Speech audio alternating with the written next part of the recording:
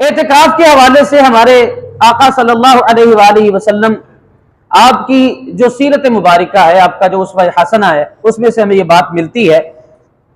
Saeeda Ayesha Siddiqa रज़ियल्लाहु ताला अन्हा आप फरमाती हैं कि आका करीम अलैहिस्सलातु वत्तस्लीम रमजान मुबारक के आखिरी 10 दिन का एतिकाफ फरमाया करते थे, यहां तक कि अल्लाह के हुक्म से आप सल्लल्लाहु अलैहि वसल्लम का विसाल हो गया और फिर आपके बाद आपकी अज़वाज मुतहरात ने भी एतिकाफ फरमाया। इस हदीस पाक से दो मसले हमारे सामने आए। एक मसला यह कि मर्द एतिकाफ कर सकता है कि आका सल्लल्लाहु अलैहि वसल्लम की सुन्नत मुबारिका, तो अज़वाज मुतहरात औरत भी थी, तो औरत होने के नाते उन्होंने भी एतिकाफ किया, तो औरत भी एतिकाफ कर सकती है। हमारे फुक़हाए किराम बयान फरमाते हैं चूंकि आजकल मसाजिद में वो सिलसिला नहीं रहा, वगरना औरत भी मस्जिद में एतिकाफ कर सकती है, लेकिन चूंकि मसाजिद में फितने का खौफ है तो हम तो मस्जिद में नमाज पढ़ने के लिए भी औरतों को हमारे फुक़हा ने मना फरमाया। वो कहते हैं घर के अंदर बेहतरीन नमाज औरत की यह है कि जो अपने घर के अंदर और पर्दे में जितना पीछे होकर जाके पढ़ सकती है वो पढ़ ले। इसी तरह एतिकाफ भी औरत अपने घर के अंदर करेगी, उसकी भी सुन्नत अदा हो जाएगी, उसको सुन्नत का सवाब मिल जाएगा।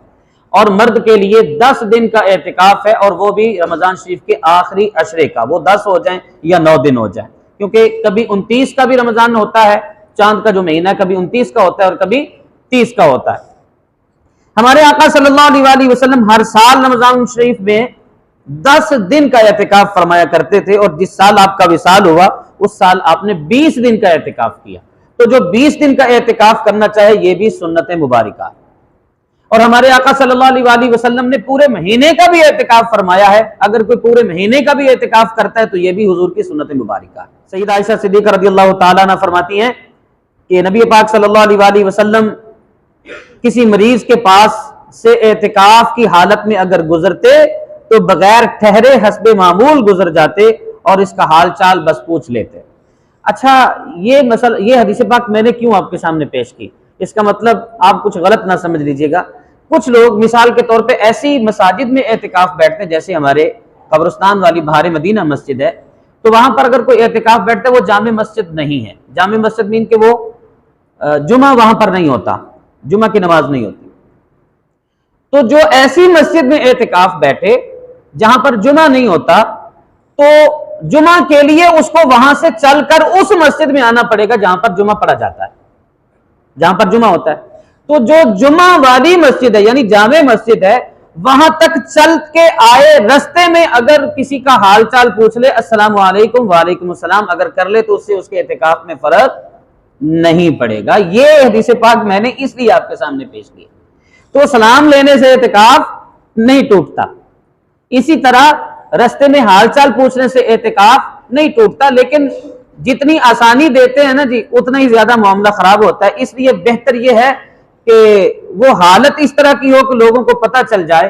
पहले ऐसा होता था कि जो एतिकाफ में होते थे वो एक रुमाल ले लेते थे, ऐसे नकाब कर लेते थे, और पता चल जाता था कि ये बंदा हमारे जैसा नहीं है बल्कि ये कुछ खास हालत में है। और रमजान शरीफ के अगर इन दिनों में होता तो पता चल जाता था कि ये बंदा एतिकाफ की हालत में है। तो ये ऐसी जगह पर एतिकाफ कर रहा है कि जहां पर जुमा नहीं पढ़ा जाता, अब ये जुमा पढ़ने के लिए आ रहा है। तो बहरहाल बचा जाए तो बेहतर है, लेकिन अगर कोई हालचाल पूछ ले, अस्सलाम वालेकुम, वालेकुम अस्सलाम हो जाए, तो इससे एतिकाफ नहीं टूटेगा।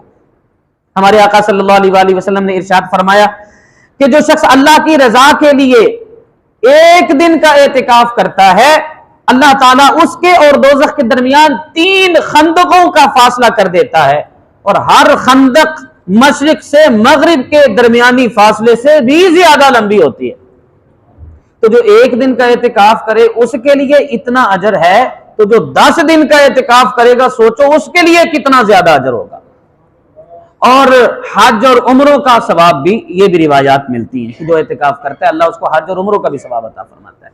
अल्लाह ताला हम सबको ये भी हिम्मत और तौफीक अता फरमाए।